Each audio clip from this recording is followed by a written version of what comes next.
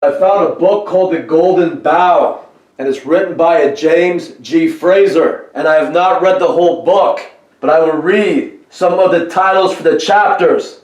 Chapter 9, The Worship of Trees. Chapter 10, Relics of Tree Worship in Modern Europe. Chapter 24, The Killing of the Divine King. Chapter 28, The Killing of the Tree Spirit. In chapter 47, The Killing of the Corn Spirit, Human Sacrifices for the Crops, and the Corn Spirit slain in his human representatives. In chapter 50, they write Eating the God. Chapter 62, The Fire Festivals of Europe, the burning of human beings in the fires. So the information pertaining to human sacrifice involving trees and fires are all over the book in different chapters.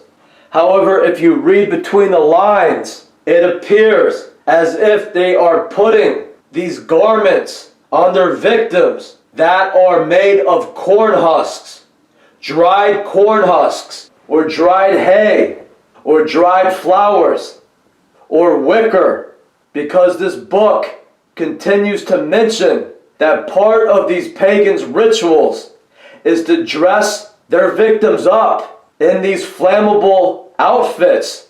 So I guess that is a way that they could tie someone to a tree covered with corn stalks or with hay or with wicker, and then they could light that flammable material that they're wearing on fire.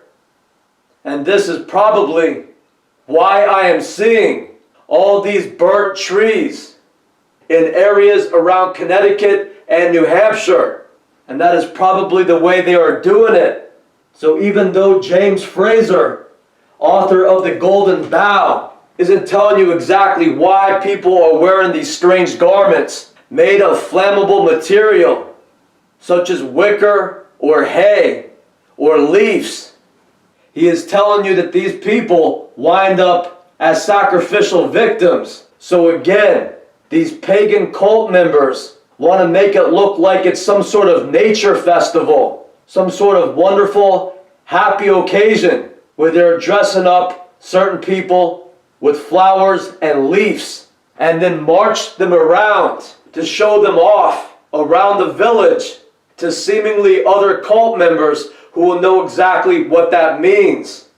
So if I get some people that walk past my house with some kid in a funny little costume, dressed up as the leaf man or the cornstalk man, I'm not going to know what that means. It's just some silly, simple people who are really into their religious ceremony.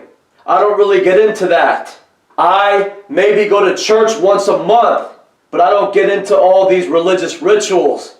Meanwhile, members of the cult, members of their pagan cult, will know exactly what that means and will know that the next stop after showing these kids off dressed up in dry flammable stuff is they're going to go march these kids off to some area where they're going to, quote, roast them over a slow fire for some time. On page 501 of The Golden Bough, I quote, her body, having been painted half red and half black, she was attached to a sort of gibbet and roasted for some time over a slow fire. So these people want to take young children and hurt them in the most inhumane and terrible ways possible because they are cruel and they are heartless and they are the epitome of pure evil. On page 504, they write, on the day before the sacrifice, the victim dressed in a new garment was led forth from the village with music and dancing to the Moriah Grove. There they tied him to a post, anointed him with oil, and adorned him with flowers. And the crowd danced around the post to music. And then the exact quote is, on the last morning, the orgies, which had scarcely interrupted during the night, were resumed and continued till noon. And then the assembly proceeded to consummate the sacrifice. So they took the victim and then they walked him around the village from door to door, where some pulled hair from his head. And they said if he resisted, the bones of his arms and legs may be broken. Then he was carried off to the execution place, where the priest would wound him with an axe, and then the whole group would rush forward and cut him with knives, all taking part in killing this guy. So what they're telling you there is that this is a big party for these people. They enjoy this process so much of taking somebody and tying them to a post out somewhere and then having music and orgies all night. And if you read between the lines, I would say that they are raping this individual. This girl or boy, this man or woman is being raped by all these dumbed down psychotic members of these human sacrifice religious cults all over the world. This is a good time for these people. After a lifetime of sexual abuse and programming by these different religious cults, this is considered normal and a celebration to these people. So it's not enough for these criminals to simply kill one of their sacrifice victims in some religious ritual. They're going to have to go out and rape this person while the rest dance around and have a party. And then the grand finale is to slowly roast them over a slow fire. So you cannot get more cruel and disgusting than these people. And what you will find is that these people that take part in these human sacrifice rituals will be the religious heads of the different villages, whether they be the priest or the medicine man. That would be the person who is into that. And underneath them will always be their military or their warriors, which will later go on to be priests themselves. And so the people of these different villages will either be kept ignorant of these practices or will be scared to go along with the authority. I guess in more ancient times, certain families will fall under the illusion they have to send their firstborn son or daughter to go with this religious group to take part in some sort of religious ceremony that they really do not know anything about. Maybe these people will even be led to believe that they are sending their son or daughter off to go join a military or to join the priesthood. So you have to say goodbye to your son and daughter who will now go serve God. And he or she will go join this group. And unfortunately, you are not going to be able to see them ever again because their life now belongs to this religious group. They'll send their son or daughter off with these priests, off with this religious group that represent pillars of the community or some sort of authority. So they'll have no idea what they're sending their son or daughter off with and what these degenerates plan on doing to them. So often it is a group of villages that have these type of people living within these villages, but the whole village is not involved. Other families will remain ignorant to this because quite possibly they will go on to be victimized by these groups. So they have to be kept ignorant of this whole practice until it's too late. Continuing on, but in modern harvest customs, the pretense of killing appears to be carried out quite as often on the person of the master, farmer, or squire. So that will tell you that they're also going to attack certain successful people in their own villages who are not a part of their depravity. Okay, here is a passage where you have to read between the lines. On page 130 they write, "Trees that bleed and utter cries of pain or indignation when they are hacked or burned occur very often in Chinese books, even in standard histories." So this obviously is symbolic for somebody who is tied to a tree and is being tortured. On page 128, this is the chapter of the worship of trees. They write, "Among the tribes of the Finnish Ugrian stock in Europe, The heathen worship was performed for the most part in sacred groves, which were always enclosed with a fence. Such a grove often consisted merely of a glade or clearing with a few trees dotted about, upon which in former times the skins of the sacrificial victims were hung. The central point of the grove was the sacred tree, besides which everything else sank into insignificance. Before it, the worshippers assembled, and the priest offered his prayers. At its roots, the victim was sacrificed, and its boughs sometimes served as a pulpit. On page 141, it says, in some parts of Bohemia, a maypole or midsummer tree is erected on St. John's Eve. The lads fetch a tall fir or a pine tree from the wood, and it is set up on a height, where the girls deck it with nosegays, garlands, and red ribbons. It is afterwards burned. On page 144 they write, in these cases, the human representative of the tree spirit is sometimes a living person, or sometimes a doll or a puppet. But whether a puppet or an actual person, one of those is placed beside a tree or bough. So therefore there is no room left for doubt that the spirit of the tree is actually represented in human form.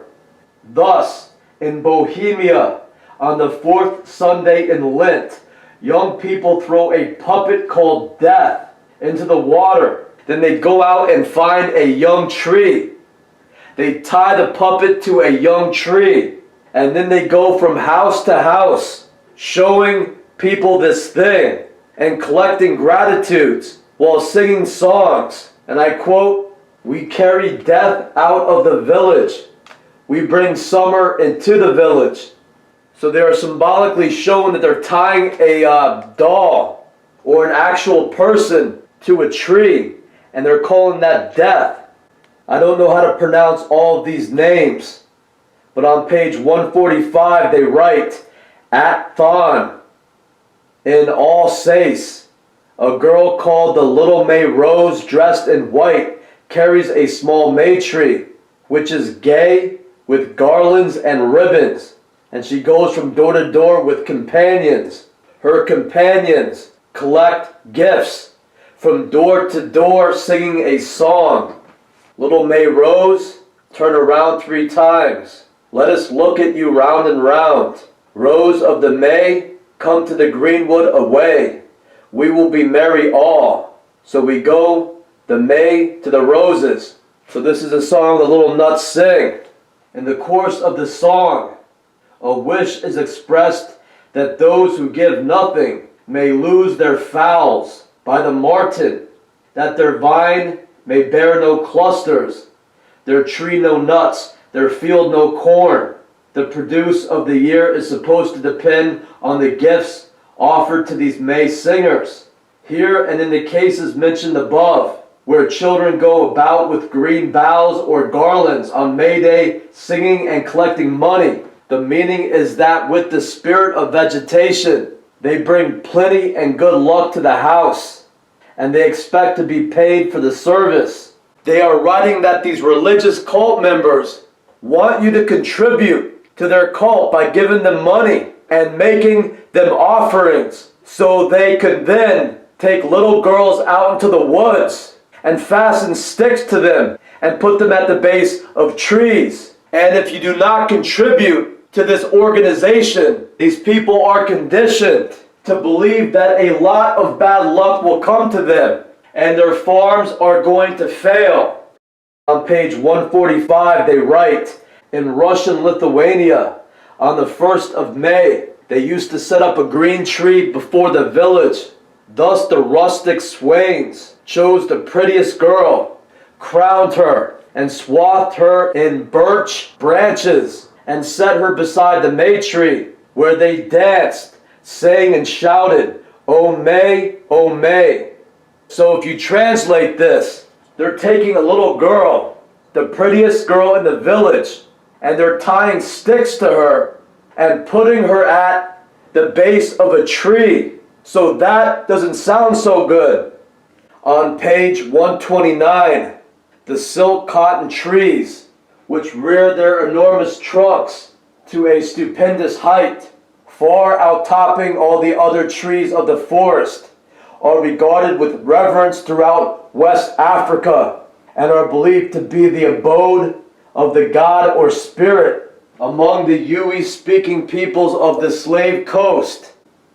The indwelling god of this giant of the forest goes by the name of Huntin, trees in which he specially dwells, for it is not every silk cotton tree that he thus honors, are surrounded by a girdle of palm leaves and sacrifices of fowls, and occasionally of human beings are fastened to the trunk or laid against the foot of the tree.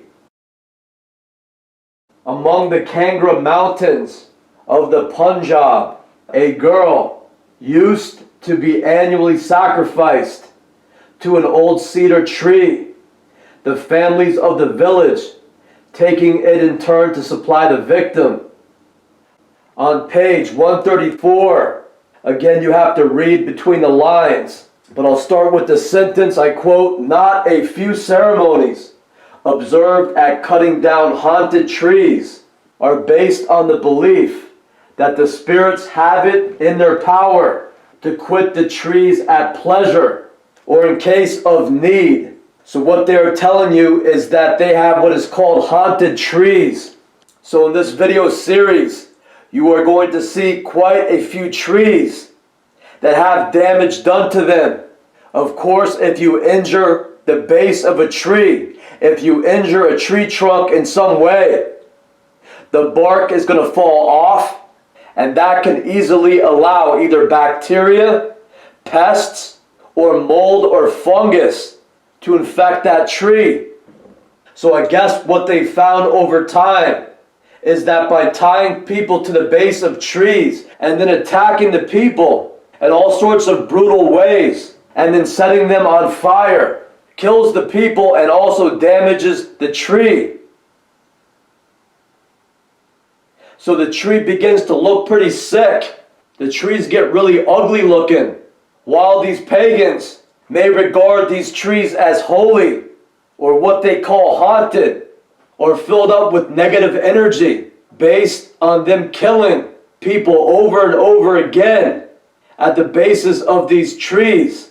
So some of these trees begin to hollow out, and they get black fungus and mold growing all up the side of the tree and within the hollow. And I guess they begin to look very haunted. But according to this book, the cult does not want them to cut this down. So there's all these superstitions that go into not cutting down their holy tree or their haunted tree, because it gives these degenerates oh so much pleasure to know this is where they're doing these heinous human sacrifice rituals. And look what their disgusting acts are even doing to these giant trees. So if a tree like this appeals to you, you just might be a psychotic and disturbed person. So there is a lot of superstition about not cutting down these haunted or holy trees.